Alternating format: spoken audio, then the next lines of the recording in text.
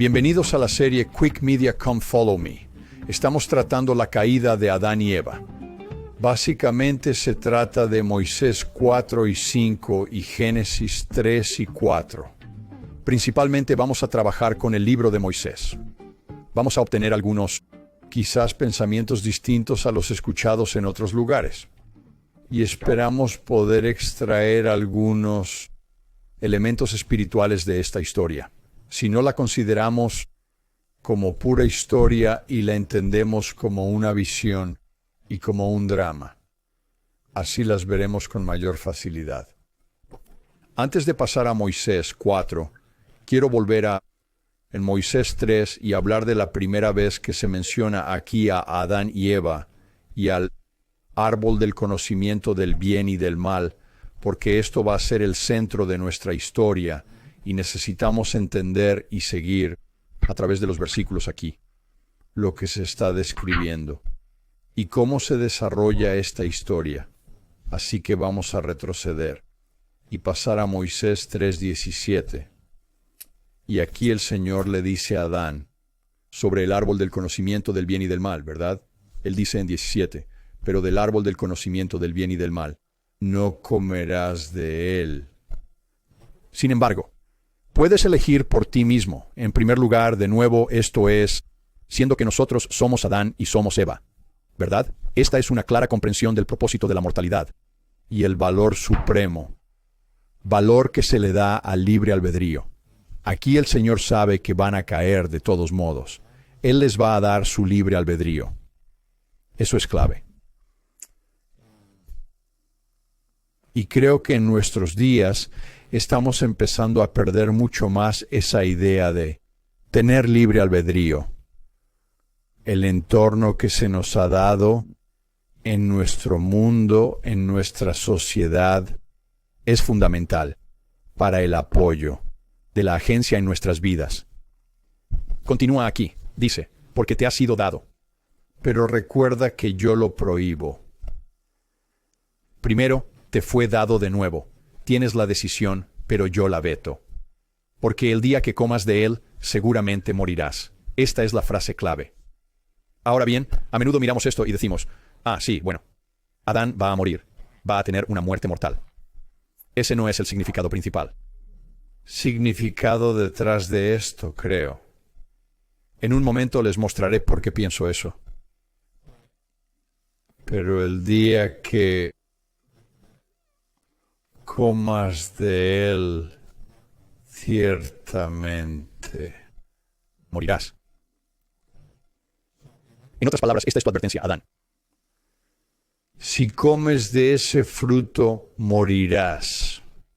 Y no se trata solo de una muerte física, eso es secundario, en mi opinión. Es una muerte espiritual.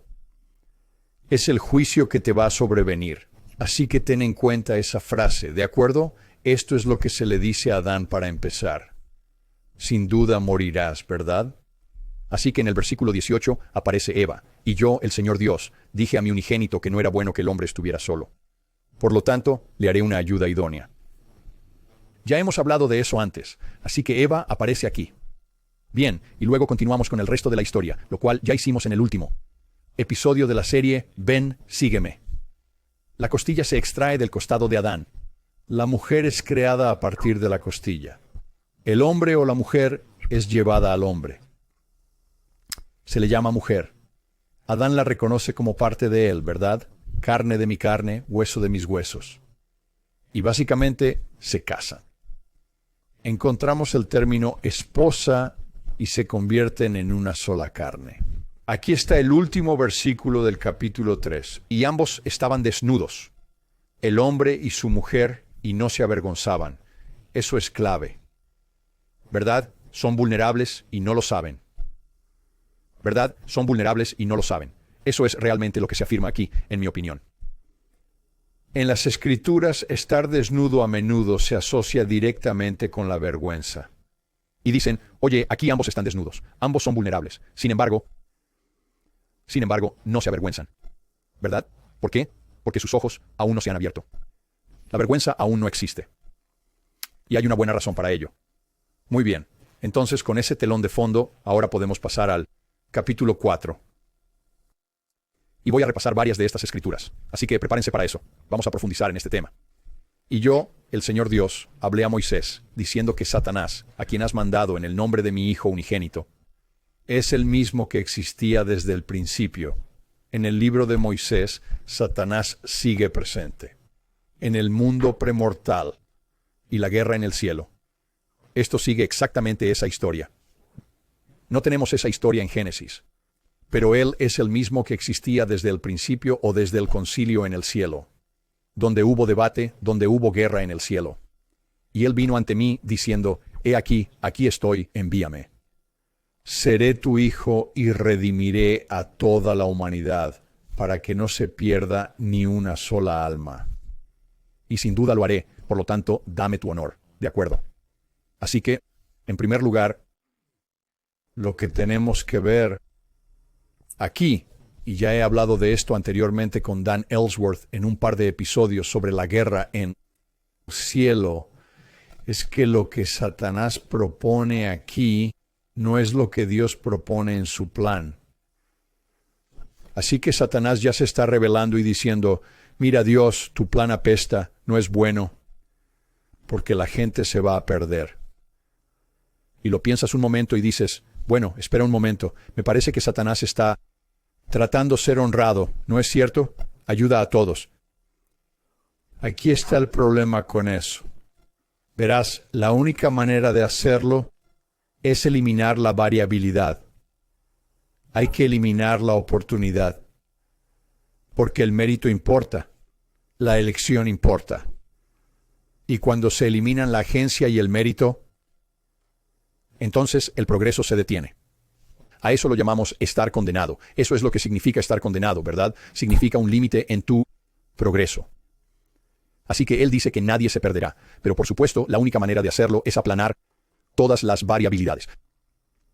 Dice que va a redimir a toda la humanidad, que ninguna alma se perderá. Y al final, aquí está la clave, creo. Debido al libre albedrío, siempre hay variabilidad. No hay forma de evitarlo. Las personas tomarán decisiones distintas. Siempre podemos intentar. Y animar, y ayudar, y amar, y apoyar. Ofrecer ayuda a los demás para levantarse juntos siempre. A eso se le llama caridad. A eso se le llama parte de la doctrina de Cristo. Es crucial como parte del plan. Al aplanarse la jerarquía, desaparece toda forma de caridad. No hay razón para ella. Se elimina tu responsabilidad con respecto a tus semejantes. Y la única forma de aplanar la jerarquía en ese sentido y eliminar la variabilidad es a través de la tiranía. Es la única forma en que eso sucede, y eso es lo que se obtiene en la última línea del primer verso. Por lo tanto, dame tu honor. Te lo voy a quitar, Dios, y voy a reinar. En todas partes, todos los demás son igual.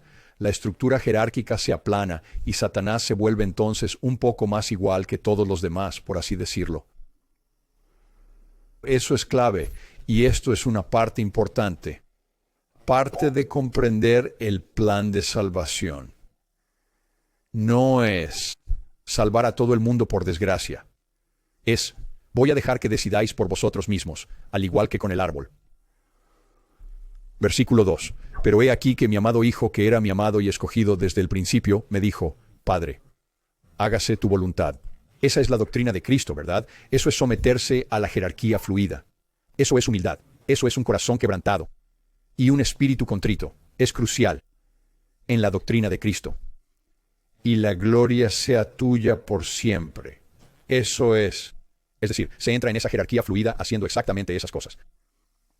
Justo al revés de lo que ofrece Satanás. De nuevo, ¿qué tienes aquí? Tienes el sueño de Lehi. La doctrina de Cristo, en mi opinión, es el árbol de la vida. Y eso significa amar a los demás. Eso es. La humildad es tener un corazón quebrantado y un espíritu contrito, off by 2%. Eso es lo que Jesús o Jehová está haciendo aquí en ese momento. Satanás está haciendo exactamente lo contrario. Él es el edificio grande y espacioso, es orgullo, dame tu honor, y se va a gobernar mediante la tiranía. Y luego obtenemos un poco más de precisión aquí, sobre Satanás y el libre albedrío. Es una lección clave que debemos extraer de esto.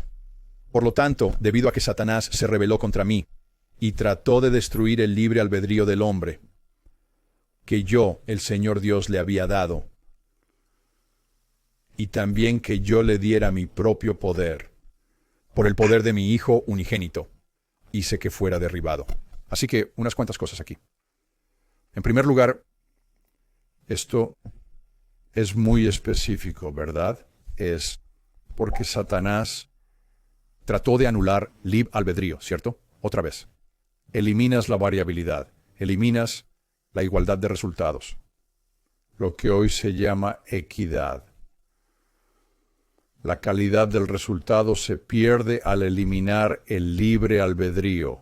La única forma de destruirlo es a través de la tiranía.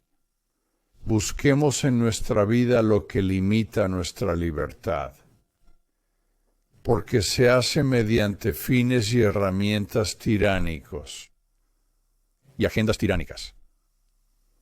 En segundo lugar, volvemos a la metáfora del leji, del árbol de la vida y el edificio espacioso. El árbol de la vida representa descender, rebajarse por debajo de los demás y llevar sus cargas, sufrimientos, sacrificios y amor. Mientras que el edificio grande y espacioso, y entonces te elevas, ¿verdad? Como a través de la resurrección. Primero eres humillado por tus propias decisiones de amar y sufrir y llevar cargas. Y luego eres levantado, como la serpiente de bronce. Al contrario sucede con el edificio amplio y espacioso. Al elevarnos, no entramos en la jerarquía fluida, nos elevamos a nosotros mismos. Entonces, ¿qué sucede? El edificio, se produce un gran derrumbe del edificio, que se encuentra sin cimientos en el aire, y eso es exactamente lo que le sucede a Satanás y a sus seguidores aquí, ¿verdad? Son arrojados. Se puede ver exactamente el mismo principio aquí que en el sueño de Lehi. Y así, una vez más, obtenemos un mejor escenario para el jardín del Edén cuando entendemos esto. De aquí es de donde viene Satanás. Este era su plan. Desde el principio, va a luchar contra la libre albedrío. Va a luchar contra el plan de salvación. Va a luchar contra la caridad. Va a luchar contra la variabilidad en los resultados. Va a luchar contra el mérito y la elección. Y este es el que termina tentando a Adán y Eva. Pero tengan eso en cuenta. ¿Cuál es su agenda para empezar? Un poco más aquí, versículo 4. Y se convirtió en Satanás, sí. Incluso el diablo, el padre de todas las mentiras. ¿Qué significa el acusador? ¿Verdad?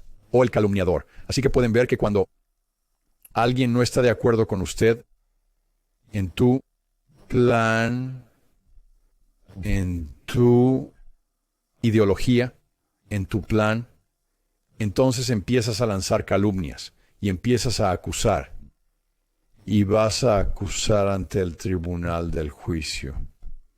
Si pensamos en un tribunal, tienes al abogado que es Cristo. Él es como tu defensor público o tu abogado defensor. Y luego, en el otro lado, está el fiscal. Ese es el diablo. Eso es lo que significa básicamente diablo. Te acusan. Quieren derribarte, quieren meterte en la cárcel. Quieren tomarte prisionero en la cárcel, quitarte tu libre albedrío. Se volvió Satanás, el padre de todas las mentiras, incluso el diablo, para engañar y cegar a los hombres.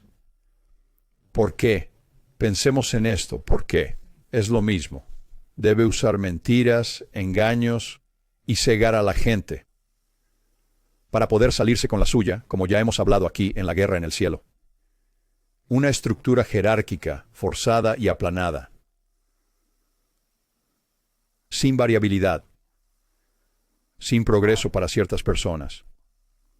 Continuando, y para llevarlos cautivos a su voluntad, incluso a tantos como no quisieran escuchar mi voz. Tenemos una perspectiva distinta, incluso más que en Génesis. Otra vez, es una variante del drama narrado. Dice, y ahora la serpiente, porque de nuevo no estamos. Buscamos ser muy científicos, ¿verdad? Piensen en ello como un drama. Y esta es la interpretación de Moisés al respecto. Esto es lo que él ve en su visión. La serpiente era más astuta que cualquier animal creado por mí, el Señor Dios. ¿De acuerdo? ¿Por qué una serpiente? Quiero decir, la serpiente de bronce es Cristo. Si Satanás ocupa el lugar de Cristo, es malo. ¿Podría ser también una serpiente? Algo representativo de un rey. Algo representativo de un Dios. ¿Verdad? Yo soy el Dios de este mundo. ¿Verdad? Así, 6, y Satanás indujo a la serpiente, atrayendo a muchos tras de sí. Volveremos a eso en un momento. Y también trató de engañar a Eva, pues no conocía la mente de Dios, por lo que buscaba destruir el mundo. ¿De acuerdo?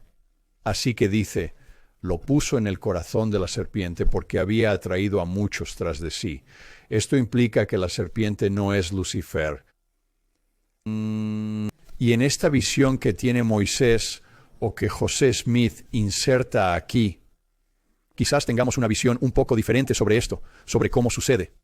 Es un drama. Recuerden eso. Lo importante aquí es que dice, y porque había atraído a muchos tras de sí. Así que la serpiente representa a Lucifer, pero también puede representar a sus seguidores. Una vez más, salgan de la mentalidad. Este escenario del jardín no te incluye. Se trata de ti.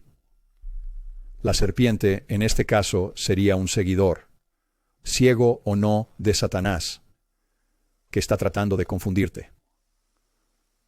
A ti, no a Adán y Eva. Así que, ya sean seguidores que cayeron con él desde un mundo premortal o seguidores actuales en la mortalidad, porque esto se trata de ti. Ya sea como Adán o como Eva, ¿verdad? Se trata de ti. Así es como debes verlo. Una vez más, tu perspectiva sobre estas cosas cambia por completo cuando sales de los términos históricos. No afirmo que todo esto haya ocurrido, pero no se presenta así. Y no se cuenta de esa manera. Se cuenta como liturgia del templo y un drama que te representa. Así que aplícalo de esa manera, en mi opinión.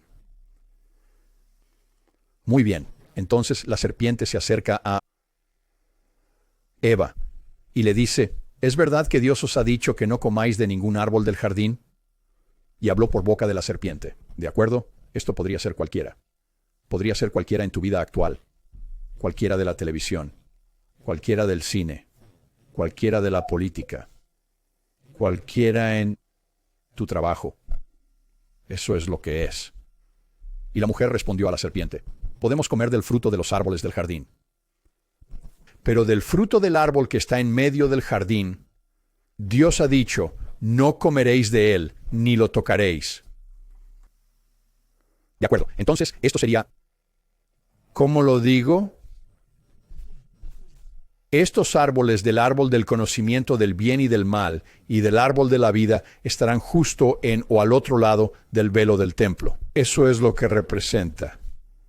El árbol del conocimiento del bien y del mal. A menos que hayas completado la ceremonia del templo.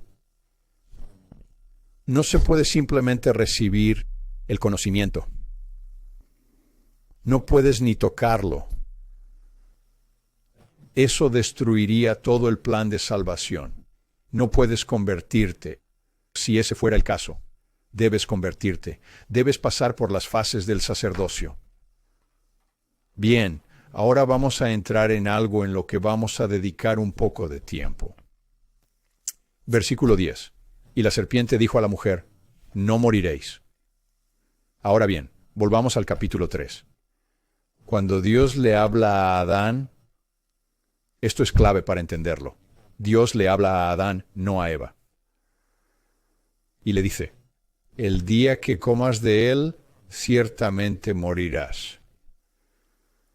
¿Verdad? Y ahora, en el otro extremo, están a Lucifer, Satanás o la serpiente, diciéndole a Eva, no moriréis.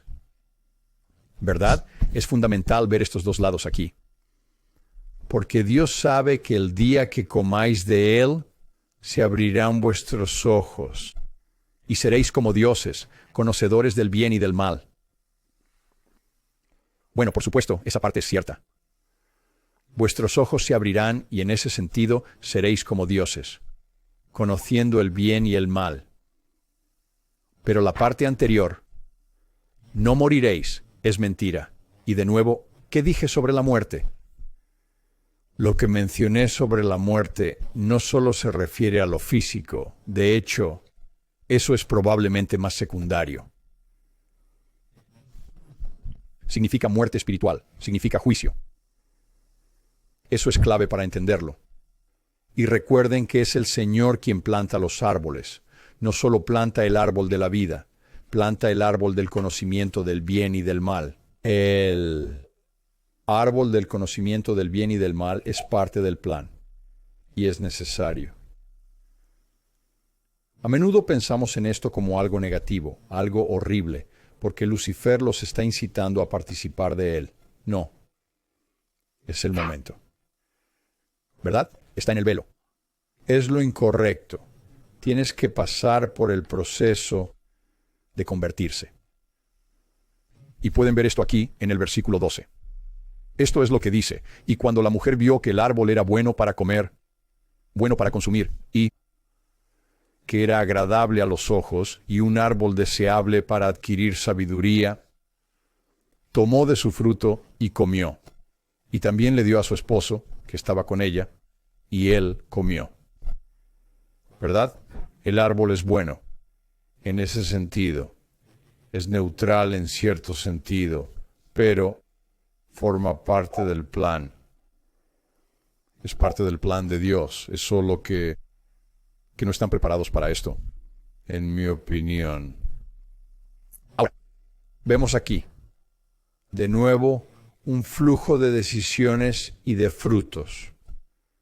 Así que, una vez más, Dios le dice a Adán, no comas del fruto o morirás. ¿Verdad? Tenemos. La serpiente le dice a Eva, que adelante, que coma del fruto, no va a morir. Y entonces, Eva se lo dio a su marido y él comió. Así que tenemos a Lucifer bajando a Eva y luego a Adán. Así es como sucede, cómo se desarrolla. Es importante verlo. Ahora, versículo 13. Y se les abrieron los ojos a ambos y se dieron cuenta de que estaban desnudos. Y cosieron hojas de higuera y se hicieron delantales. Y pasemos también al 14, y oyeron la voz del Señor Dios mientras caminaban por el jardín al fresco del día. Y Adán y su mujer se escondieron de la presencia del Señor Dios entre los árboles del jardín. Entonces, ¿qué está pasando aquí? ¿Cómo lo veríamos metafóricamente? Lo que está pasando es que se les han abierto los ojos. ¿Cómo se les han abierto los ojos? Mi recomendación, creo que lo dije en el último episodio, pero mi recomendación, para mí el árbol del conocimiento del bien y del mal representa varias cosas. Pero una de las cosas que representa firmemente es la ley de Dios. Sí, la ley de Dios. ¿Por qué querría la serpiente que Adán y Eva participaran de la ley de Dios? ¿Qué sucede cuando tienes la ley? Recuerda, Él es el acusador. Él es el fiscal. Si no tienes la ley, ¿cómo puedes procesar? ¿Dónde está la justicia sin la ley? ¿Dónde está el juicio sin la ley? No existe. Por lo tanto, Imaginen que están recibiendo la ley de Dios. Entienden los mandamientos de Dios. ¿En qué mundo acaban de entrar? Han entrado en un mundo de juicio. Han entrado en un mundo en el que no podrán cumplir con todo esto, ya que ninguno de nosotros puede hacerlo. Así que el juicio entrará en escena, y ahí es donde Él puede apartar a las personas y ser el fiscal. Y con este conocimiento, ¿verdad? Con este conocimiento de ser vulnerables, ven que están desnudos. Ven que ahora son vulnerables al juicio, a la muerte espiritual. Y así se esconden detrás de hojas de higuera, se esconden en los árboles. Están avergonzados. La vergüenza ha entrado. Y es por su decisión. Así que sigamos de nuevo estas líneas entre Dios y la serpiente. Versículo 15. Y yo, el Señor Dios, llamé a Adán y le dije, ¿a dónde vas? Así que vuelve a Adán de nuevo, ¿verdad? Ahí es donde tuvo lugar la discusión entre Dios y la humanidad. Es entre Dios y Adán, donde esto sucedió anteriormente.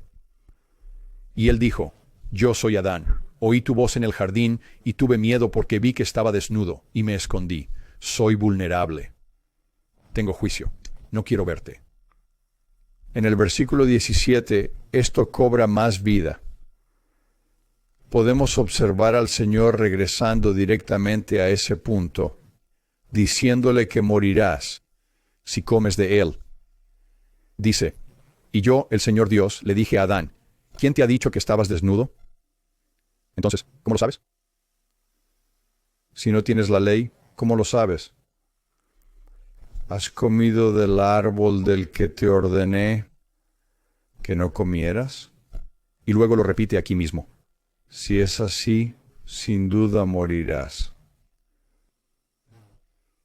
Ahora se entiende por qué va a decir esto al salir y esconderse entre hojas de higuera y en los árboles, en el follaje. Se esconden por vergüenza. Así que, naturalmente, el Señor va a decir, mirad, ¿por qué escondéis vuestra vergüenza? Deben haber participado de la ley. Deben conocer los mandamientos. Debéis saber que eres vulnerable en este punto.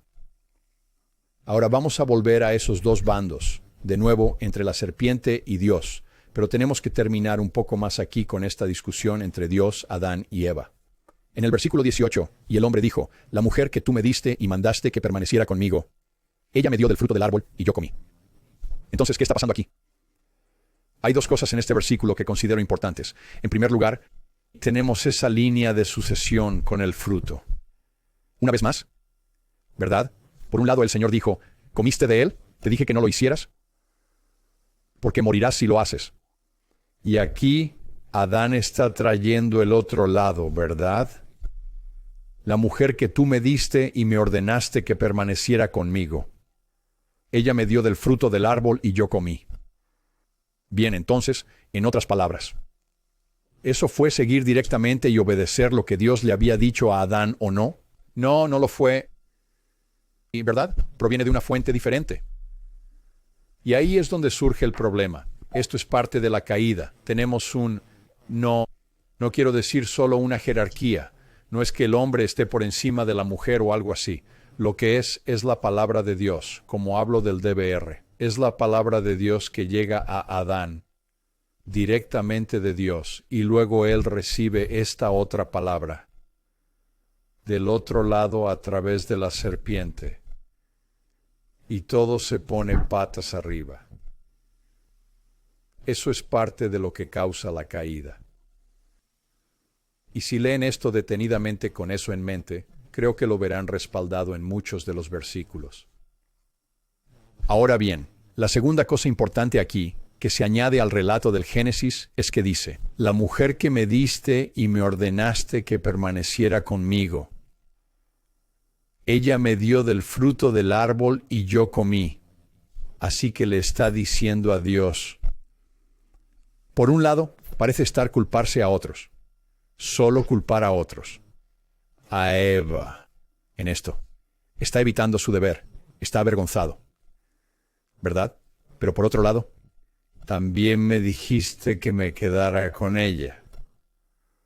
Ella había comido del fruto y iba a ser expulsada. Así que quebranté una regla. Esa es la transgresión. Para seguir un mandamiento que tú me diste, que debía quedarme con ella.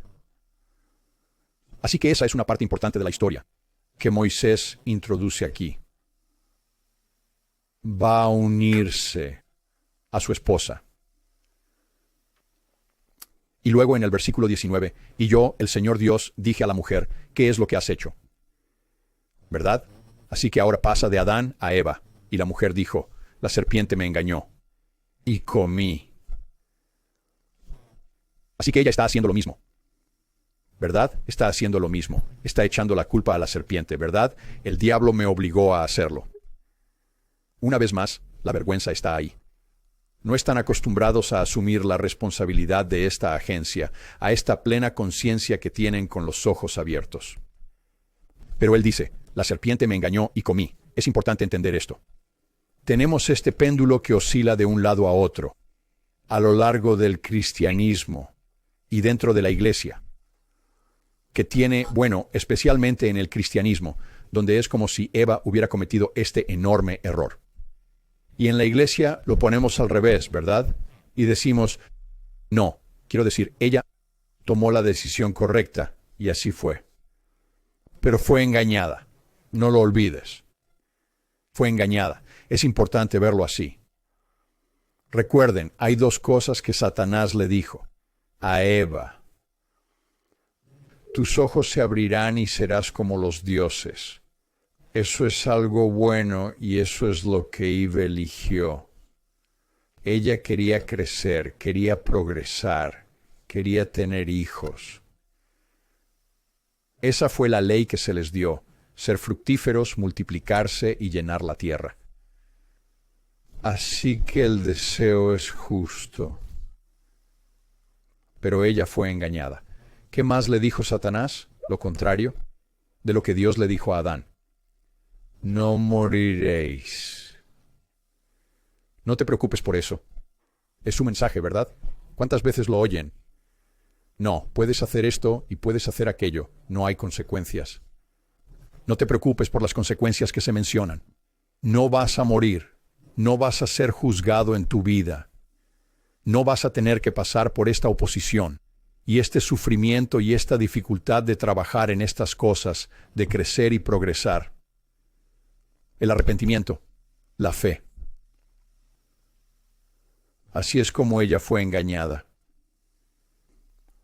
Y voy a volver a eso en un momento. Y yo, el Señor Dios, le dije a la serpiente, por haber hecho esto, serás maldita entre todas las bestias. Y sobre todas las bestias del campo, sobre tu vientre andarás, y así comerás todos los días de tu vida. Así que en la creación, que acabamos de ver anteriormente, tuvimos la creación de todos los animales. Adán dio nombre a todos los animales, un gesto simbólico. No voy a entrar en eso ahora, pero hay algunos templos. Significado, creo. ¿Y dónde queda Satanás en todo esto? Bueno, él está maldito por encima de todo el ganado y de todas las bestias del campo, maldecido al extremo de estar en lo peor posible. Te encuentras en la parte más baja de la creación, los demás seres vivos. Por eso vas a comer polvo siempre. Estás en lo más bajo. Y en esa posición, en el polvo, tenemos el versículo 21. Y pondré enemistad, es decir, básicamente odio, alejando las cosas porque no las quieres, entre ti y la mujer. Esto solo se refiere a Satanás y su descendencia. La simiente de Satanás, sus seguidores. Somos su descendencia. Y por supuesto, ¿quién viene a través de esa simiente? Es Jesucristo. Y hay mucho que se dice allí sobre Jesucristo, y creo que todo eso es cierto, pero no solo se aplica a Jesucristo. No lo creo. Esto también nos concierne. Recuerden su propósito. Y él continúa: aplastará tu cabeza y tú le herirás en el talón. Bien, esto es para Satanás. A él le dicen: herirá tu cabeza, la simiente. Mujer, te herirá en la cabeza. Y tú le herirás en el talón. Es interesante pensar en la idea del talón de Aquiles, ¿verdad? ¿Cómo sabes que Aquiles tiene esa debilidad en la armadura? Y que al final le clavan una flecha en el talón porque es muy fuerte, pero tiene un talón de Aquiles. Todos tenemos un talón de Aquiles. Se llama tentación. Se llama adversidad y oposición. Pero al ser más bajo que todas las cosas, tenemos el poder de pisotear su cabeza, herir su cabeza. Él puede mordernos los talones. Se le ha dado el poder para hacerlo. Podemos pisarle la cabeza. Y luego, en 22, bajo la mujer, yo, el Señor Dios, dije: multiplicaré grandemente tu dolor. Eso indica que el dolor implica esfuerzo. Ir contra otras fuerzas. Bien, eso es lo que es. Bajo la mujer, yo, el Señor Dios, dije: multiplicaré grandemente tu dolor y tu concepción. Con dolor darás a luz hijos, y tu deseo será para tu esposo, y él se enseñoreará de ti. Bien. Se ha debatido mucho este versículo en el Génesis y su significado. Y de nuevo, en un mundo tan sensible, consciente e igualitario como el que vivimos, vamos a perder algunos matices si no tenemos cuidado de lo que se está haciendo aquí. Tu deseo será para tu esposo, y él dominará sobre ti. No sé, cada vez que veo este tipo de cosas, trato de alejarme de mi cultura actual y también de otras culturas. Es como si hubiera un sesgo en la comprensión e interpretación de las cosas basado en el lugar donde vives, o en la cultura que estudias, o en lo que crees que solían pensar. Es algo difícil de entender, ¿verdad? Hace 100 años, incluso en Estados Unidos y en Occidente, probablemente se tomaba eso más al pie de la letra, especialmente hace 500 años, ¿verdad? Pero eso no significa que tuvieran razón en lo que pensaban en cuanto a la estructura jerárquica en el matrimonio o en la familia. Pero eso es lo que dice. Entonces, ¿cómo entendemos esto? Les voy a dar mi opinión al respecto. Con tu deseo estarás a tu marido. Hemos estado hablando aquí del dolor, la concepción y la crianza de los hijos. Entonces, ¿cómo hace una mujer eso hace más de 100 años, hace 150 años, sin un hombre? Es una tarea muy difícil, si no imposible.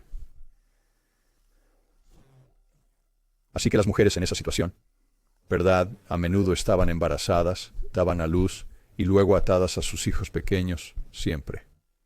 Entonces, por supuesto, habrá un deseo hacia el esposo. ¿Para qué?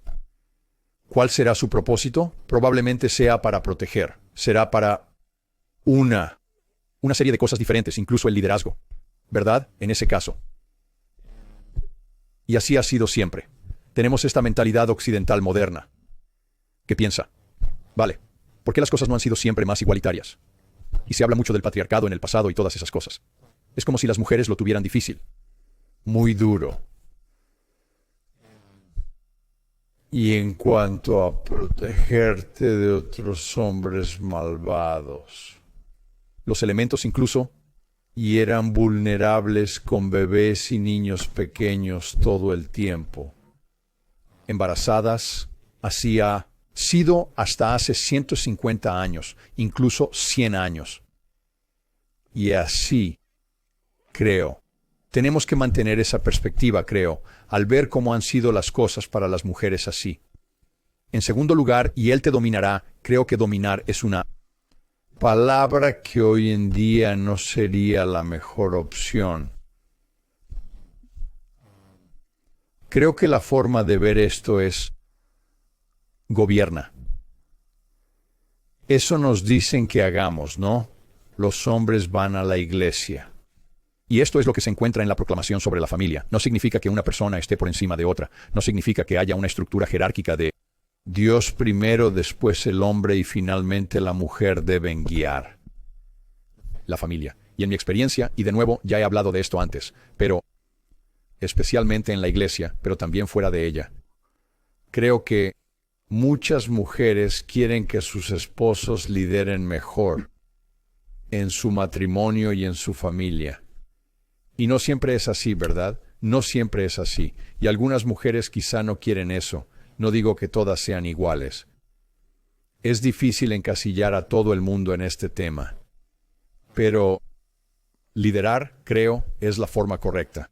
Forma de liderar o preocuparse. Y eso es lo que habría que hacer. En esas circunstancias fuera de la modernidad aquí. A menos que formaras parte de la nobleza o en la antigüedad y en toda la historia de la humanidad, no estás en posición de que te cuiden y te necesidades cubiertas en cuanto a comida, alojamiento y todas esas otras cosas, ¿verdad? Y cuidar de los niños. Así que creo que es importante verlo. Luego, en el versículo 23, vemos la maldición impuesta a Adán en ese momento. Dice, y yo, el Señor Dios, le dije a Adán, por haber escuchado la voz de tu esposa, bueno, podemos sacarlo de contexto, y enfadarnos por eso si queremos, y decir, ¿qué? ¿Ya sabes? ¿Escuchó a su esposa hablarle al oído y ahora está en problemas y ha sido maldecido? No. ¿Recuerdas lo que pasó, verdad? Fue Dios quien habló directamente a Adán y le dijo que no comiera del fruto o moriría. Y luego, Satanás le habla a Eva y le miente al respecto. Ella tiene deseos justos. Creo que eso nos permite comprender que ella quería la ley de Dios, quería progresar, quería llegar a ser como el Salvador. Míralo así. Tenía deseos justos e intenciones justas, pero fue engañada sobre las consecuencias. Y así, en ese sentido, podemos decir que fue engañada y al mismo tiempo ponerla en un pedestal por guiar a la humanidad hacia la mortalidad y al plan de salvación. Y creo que en muchos sentidos las mujeres hacen eso hoy en día. Muchos hombres necesitan un poco de domesticar, ¿verdad? Un poco. Suavizar las asperezas y avanzar hacia algo.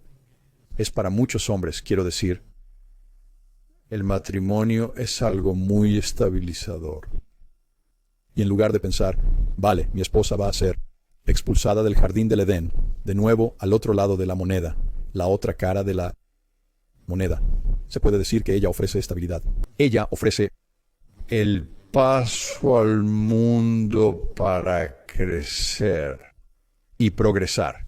Y yo puedo quedarme aquí sentado como un grupo de piratas, un grupo de hombres, o en una pandilla, o algo fuera de ese tipo de sociedad o civilización o unidad familiar, y estar solo.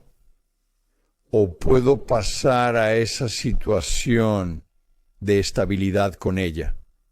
Así que, porque has escuchado la voz de tu esposa, que no provenía de Dios en esa circunstancia, y has comido del fruto del árbol que te ordené, ¿verdad? Él vuelve a sacar eso aquí, diciendo, no comerás de él. Maldita será la tierra por tu culpa, y con dolor comerás de ella todos los días de tu vida. Y de nuevo el dolor es trabajo, es esfuerzo, es labor. Y así serás expulsado. Es como si hubieras intentado colarte en la fila del velo del templo. No puedes hacer eso.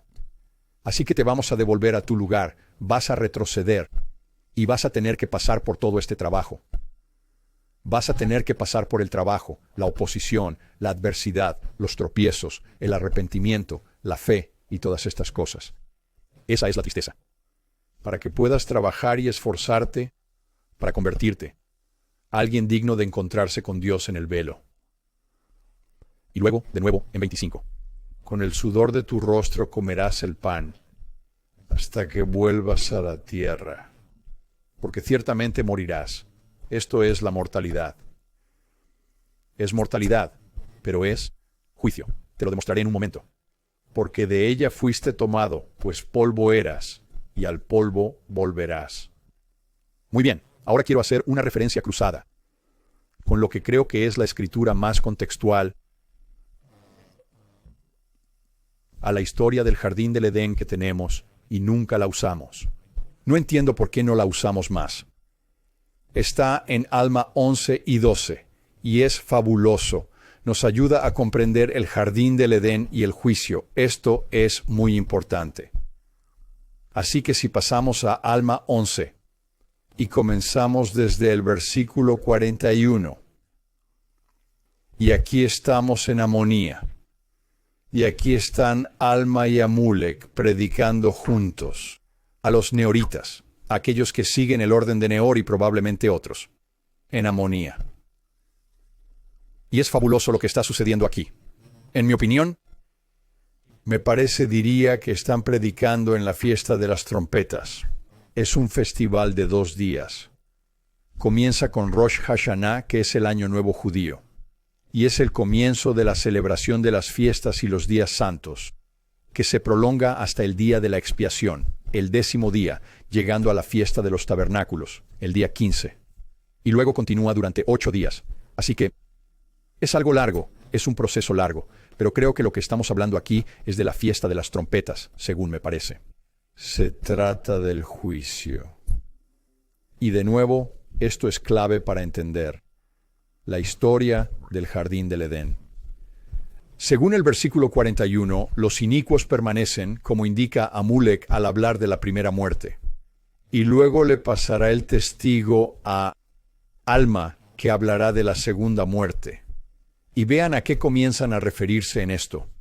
41. Por lo tanto, los inicuos permanecen como si no hubiera habido redención, excepto por el desatamiento de las ataduras de la muerte. En otras palabras, tendrán muerte mortal que será vencida, pero eso es todo. Será como si no hubiera habido redención si son inicuos. Tendrán la muerte mortal vencida. Pero llegará el día en que todos resucitarán de entre los muertos y comparecerán ante Dios y serán juzgados según sus obras. Este es el tema de Alma y Amulek aquí. Verán, los neoritas aquí, el pueblo de Amonía, no creen en este juicio. No creen en Cristo. Es importante entender esto en el libro de Mormón. Estos disidentes que se apartan de los nefitas son anticristianos. Y si no necesitas el juicio, no necesitas a Cristo. Esta es la misma agenda. Hasta cierto punto que tuvimos con Satanás en la guerra celestial. Así que se centran en la fiesta de las trompetas sobre el juicio aquí. 42. Ahora hay una muerte que se llama muerte temporal, y la muerte de Cristo romperá las ataduras de esta muerte temporal, para que todos sean resucitados de esta muerte temporal. 43. El espíritu y el cuerpo se reunirán de nuevo en su forma perfecta. Esto es hacia lo que se dirige. Se refiere a la muerte física como la manifestación de nuestras leyes carnal y terrenal. Y luego esta reunión con nuestros espíritus, que es la ley superior, la ley espiritual. Y luego vuelve a referirse un poco al aspecto del juicio, y seremos llevados ante Dios, sabiendo, tal como sabemos ahora, y teniendo un vívido recuerdo de toda nuestra culpa. Adán y Eva se ocultan en la higuera, huyendo de Dios entre los árboles. Luego se nos dice que este cuerpo resucitado de cuerpo físico y cuerpo espiritual, reunificado y restaurado, será juzgado ante el tribunal de Cristo, el Hijo, y Dios Padre y el Espíritu Santo. y serán juzgados según sus obras, ya sean buenas o malas. Ahora él va a pasarle la batuta a Alma aquí en el capítulo 12, y Alma va a repasar la segunda muerte, la muerte que creo que es la muerte principal de la que estamos hablando, en la historia del jardín del Edén. Y recuerden, aquí están hablando con Sesrom, el abogado, que es como la serpiente en cierto modo por la forma en que habla, miente y engaña, y por sus intenciones, ¿verdad? En el verso 1, Alma ve que las palabras de Amulek callaron a Sesrom, pues vio que Amulek lo había descubierto en su mentira y engaño para destruirlo, y viendo que comenzaba a temblar consciente de su culpa. Vean, una vez más, este es el tema aquí, es juicio. Y abrió su boca y comenzó a hablarle. Y luego vamos a saltar hasta aquí abajo, al 14. Él afirma, nuestras palabras y obras nos condenarán, no escaparemos sin culpa, nuestros pensamientos también nos condenarán. Y en este terrible estado no nos atreveremos a mirar a nuestro Dios. Se trata de Adán y Eva. Y luego en el versículo 15 dice, pero esto no puede ser, debemos presentarnos ante Él, no tienes otra opción. Quizás prefieran ocultarse entre árboles o tras hojas de higuera. Tal vez quieran derrumbar montañas sobre ustedes y ser sepultados. Pero te presentarás ante Él en su gloria, y ante su poder y su majestad y dominio, y reconocer nuestra eterna vergüenza. La vergüenza es crucial en la terapia y en la forma en que debemos comportarnos. Nunca debería haber vergüenza. Debería haber vergüenza en algunas circunstancias, pero no hacia otros. Pero sentirla uno mismo cuando comete un error es una señal de advertencia de que necesita corregirse. Pero reconocer con eterna vergüenza que todos sus juicios son justos. Vuelve a ver el tema. Y que Él es justo en todas sus obras y que es misericordioso con los hijos de los hombres y que tiene todo el poder para salvar a todo hombre que cree en su nombre. Y da fruto para el arrepentimiento. Bien, aquí se está desarrollando. Versículo 16. Os informo que pronto habrá muerte. Incluso una segunda muerte, que es una muerte espiritual. Entonces todo aquel que muera en sus pecados morirá también una muerte espiritual. Sí, morirá en lo que se refiere a las cosas que pertenecen a la rectitud. Así que los antiguos, cuando pensaban en esto y pensaban en la muerte, que el tribunal del juicio es igual al momento en que tu espíritu abandona tu cuerpo. Es lo mismo ocurre con los egipcios, ¿verdad?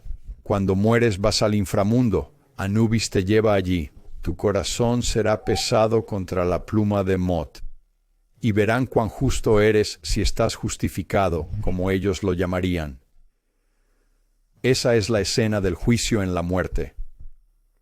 Y cuando ves esto en la historia del jardín del Edén, empiezas a pensar en ello de una manera un poco diferente. Es como, un momento.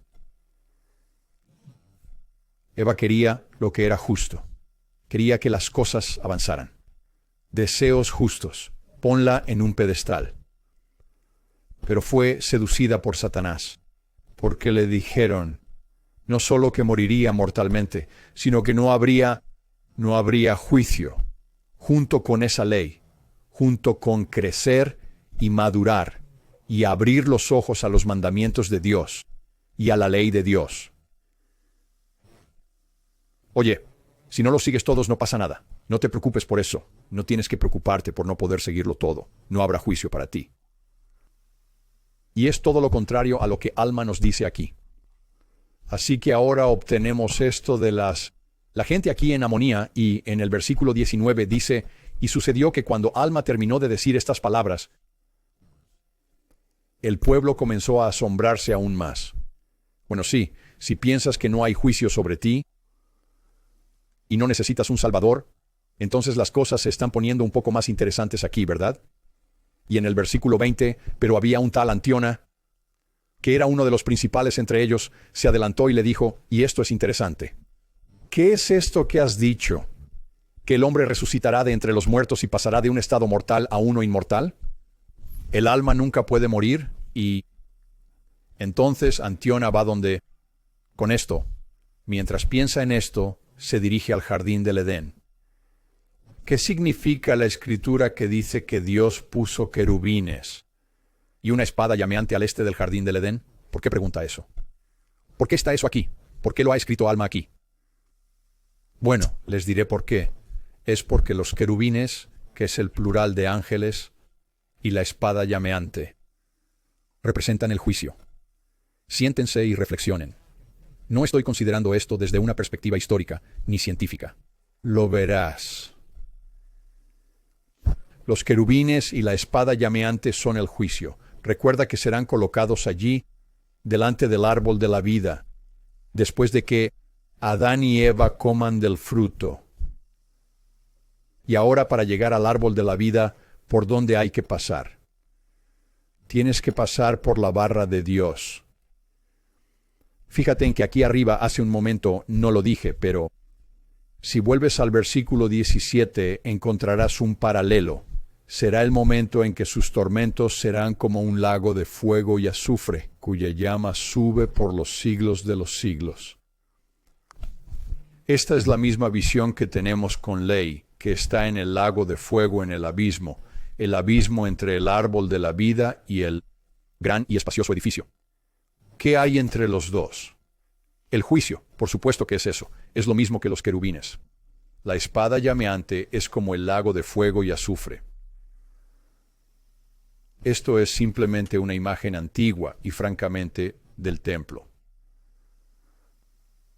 Así que, de nuevo, ¿qué pregunta Antonija aquí?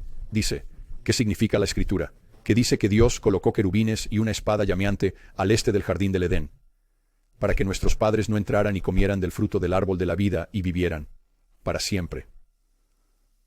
¿Por qué tiene que haber juicio? Porque, ¿a dónde vas? No puedes tener un mundo eterno y un futuro sin juicio. Así que sin volver a la caída y pasar por todo el proceso del templo, por así decirlo, como metáfora, para que puedas aprender el conocimiento, para que puedas crecer a través de la adversidad, avanzar a través de las fases del sacerdocio, llegar al velo, y ahora, con tu propio conocimiento, te reúnas con Dios y entres en el árbol de la vida. Y esto es lo que Alma responde con esto. Él dice, esto es lo que estaba a punto de explicar, así que iba a ir al jardín del Edén. Ahora vemos que Adán cayó al comer del fruto prohibido, según la palabra de Dios, y así vemos que, por su caída, toda la humanidad se convirtió en un pueblo perdido y caído. Y él dice, y ahora bien, te digo que si hubiera sido posible que Adán hubiera comido del fruto del árbol de la vida en ese momento, recuerden de qué tipo de muerte de la que están hablando. Hablamos de la segunda muerte del juicio. Si le hubiera sido posible comer del fruto del árbol de la vida en ese momento, no habría habido muerte, ni juicio. Bueno, tampoco se puede obtener un resultado positivo sin juicio. El juicio no es del todo negativo.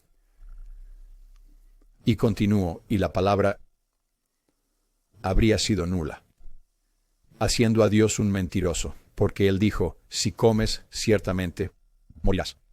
Si comes, serás juzgado.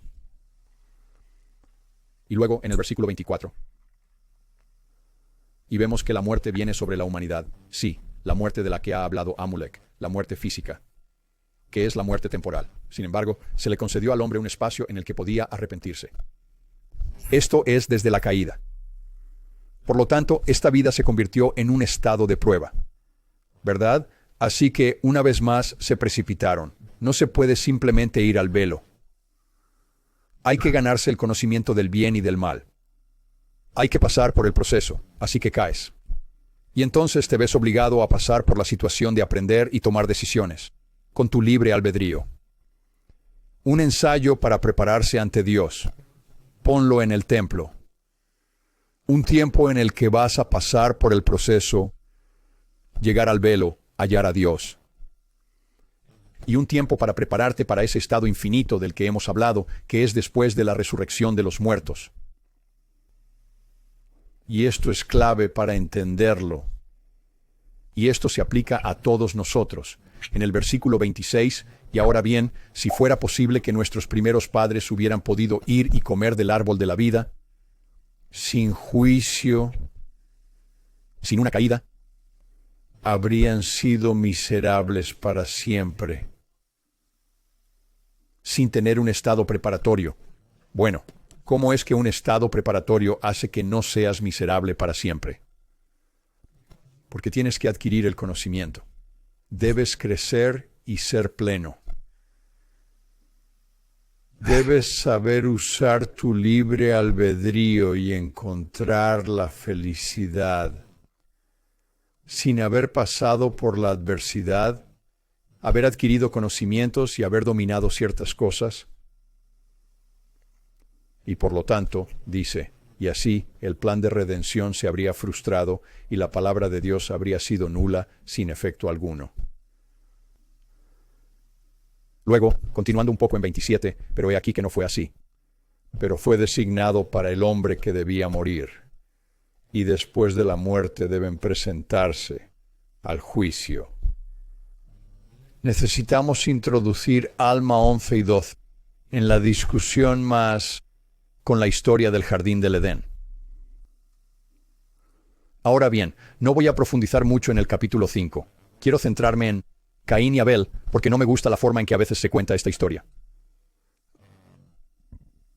Una vez más, lo que queremos ver aquí es una continuación del contexto que se nos ha dado en la visión hasta ahora. Y una vez que veamos eso, entonces, podemos juntar las piezas. La visión se presenta en una forma conjunta, secuencia lógica, para que haya contexto y comprensión en ella. No queremos sacarlo de ese contexto aquí. Vean lo que sucede aquí en el versículo 5 con Adán y Eva. Empezando por Adán y luego Caín y Abel en los sacrificios. Cuando añadimos la historia del sacrificio de Adán, para mí marca una gran diferencia para entender los sacrificios entre Caín y Abel. Así que aquí en el versículo 1 tenemos el comienzo del proceso de atravesar el templo, por así decirlo, de pasar por la investidura, de atravesar la adversidad, de crear orden y familia y los convenios, y luego seguir los principios del Evangelio. Ahora que han vuelto al principio, tienen que seguir adelante. Así que aquí llegamos al versículo 1. Y sucedió que después de que yo, el Señor Dios, los expulsara, muy bien, la caída, Adán comenzó a labrar la tierra y a tener dominio sobre todas las bestias del campo. Esto es importante. Recuerden que la mayor parte de nuestra historia hemos sido una sociedad agrícola, con mucha ganadería en la agricultura, y a comer su pan con el sudor de su frente, como me lo había mandado, que es un mandamiento para superar la adversidad y la mortalidad. Y Eva también, su esposa, trabajó con él. Sin duda, ese es su deber, deben laborar. Y luego la familia, ¿verdad? Y Adán conoció a su esposa, y ella le dio hijos e hijas, y comenzaron a multiplicarse y a llenar la tierra. Eso es un mandamiento. Y luego tenemos lo mismo en cuanto a que, ya saben, por eso el hombre dejará a sus padres y se unirá a su esposa. Versículo 3. Y desde entonces, los hijos e hijas de Adán comenzaron a dividirse de dos en la tierra, y también a labrar la tierra y cuidar los rebaños. Y también engendraron hijos e hijas. El crecimiento perpetuo de la familia de Dios, la familia de la mortalidad. ¿Verdad? Después en el versículo 4, claman a Él. Se les dieron mandamientos, ¿verdad? Tienen los mandamientos, que deben adorar al Señor su Dios y deben ofrecer los primogénitos de sus rebaños. Y escuchen esto, como ofrenda al Señor. Y Adán fue obediente a los mandamientos del Señor. Esto es clave para entender a Caín. ¿Verdad? Se supone que deben ofrecer los primogénitos de sus rebaños. Y Adán es obediente a esto. ¿Qué significa eso? Bueno, veamos lo que dice el versículo 6. Y después de muchos días, un ángel del Señor se le apareció a Adán y le dijo: ¿por qué ofreces sacrificios al Señor? Y Adán le respondió, no lo sé, salvo que el Señor me lo ordenó. Bueno, aquí hay algo de fe involucrada en este momento. Eso no significa que Adán no quiera saberlo, y lo va a saber. Es correcto y justo saber por qué. No siempre sabemos por qué. Eso ya lo tenemos cubierto. Está bien. O la estantería en la que a veces colocamos las cosas, porque aún no sabemos por qué. Aquí hay un ejemplo de eso, pero él termina sabiendo por qué. Y entonces el ángel habló diciendo, esto es una similitud del sacrificio del unigénito del Padre, que está lleno de gracia y verdad. Bueno, eso es lo que está sucediendo aquí. Es una mirada hacia el sacrificio tiene que ver con, señala la condescendencia y el amor de Dios, que Él se va a sacrificar por toda la humanidad. Nosotros también sacrificamos, al igual que ellos. De un corazón quebrantado y un espíritu contrito.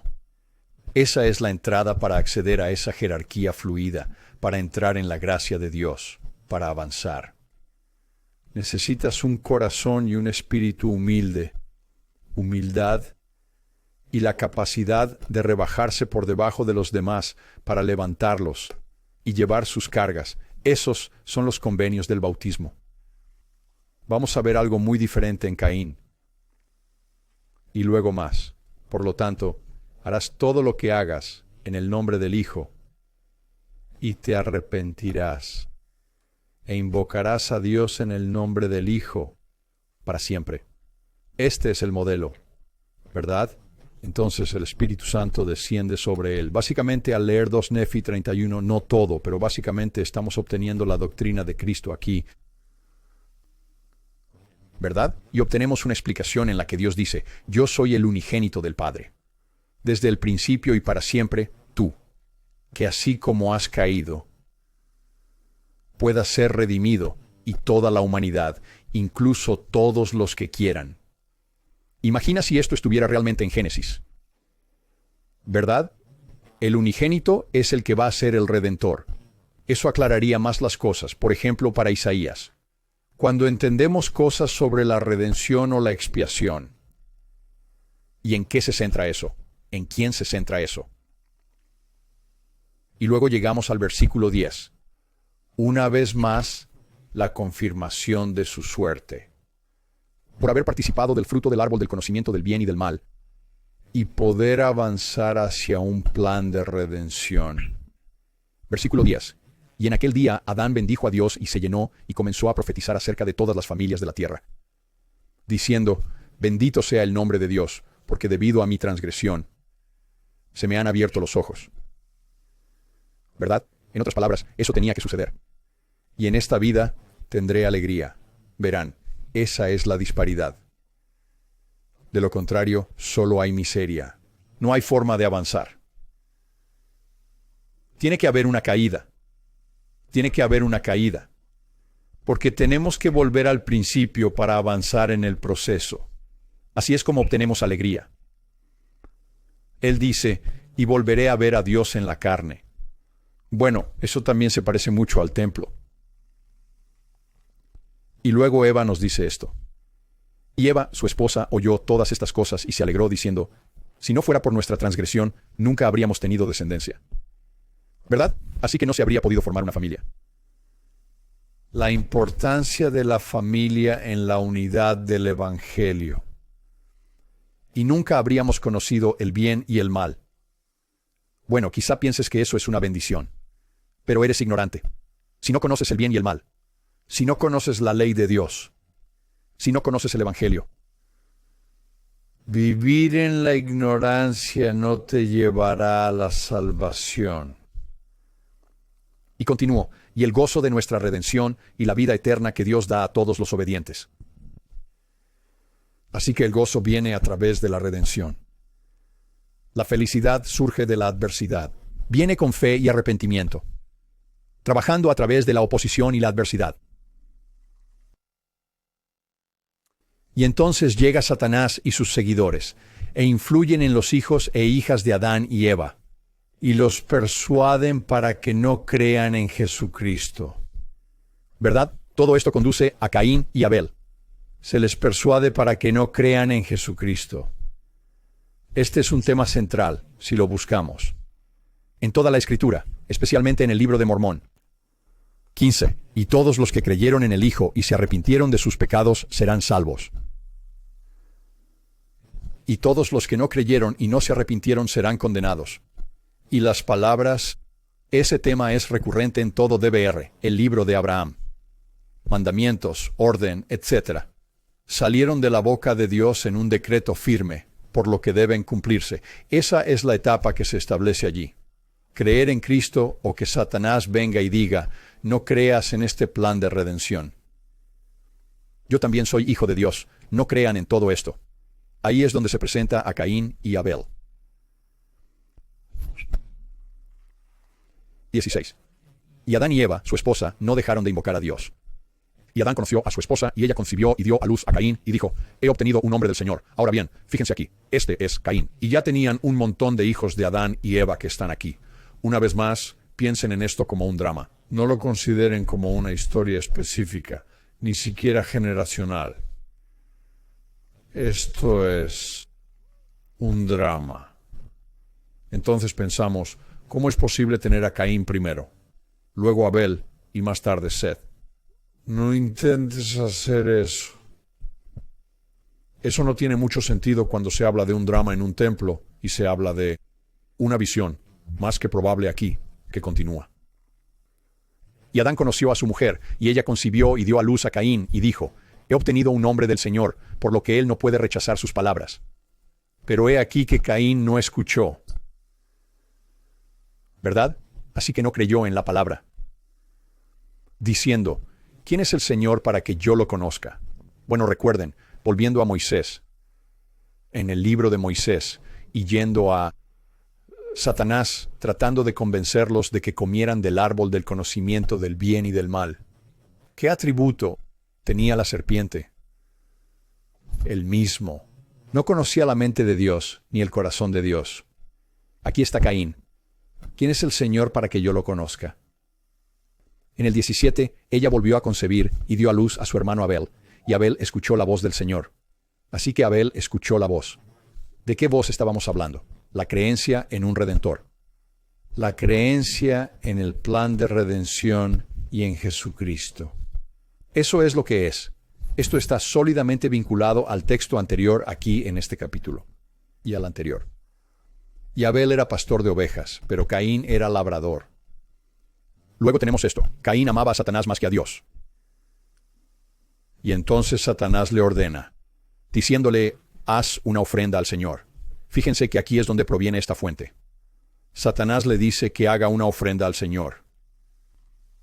Ni siquiera está negando a Dios aquí, ante Caín. Lo está engañando. ¿Verdad? Lo está engañando hasta cierto punto. Pero Caín ya se encuentra en una situación difícil porque ama a Satanás más que a Dios. Sabemos que el sacrificio de Adán fue el primogénito del rebaño. ¿Verdad? En 19, y con el paso del tiempo, sucedió que Caín trajo de los frutos de la tierra una ofrenda al Señor. Bien, algo completamente diferente. Ahora, de nuevo, ¿qué es el primogénito del rebaño? ¿Qué representa? ¿Qué se nos dijo? Es una similitud que anticipa el sacrificio de Jesucristo. No es porque no es solo un animal. Eso no es todo lo que es, ¿verdad? Y ni siquiera es solo por la intención, aunque eso también es malo. Es todo esto en conjunto. Acabamos de recibir todo este contexto a través del sacrificio de Adán. Es el corazón quebrantado y el espíritu contrito. Es la fe y la obediencia. Y más que nada, es la doctrina de Cristo. Es esperar hacer algo a semejanza del unigénito. Caín no lo hará. Caín no sigue eso.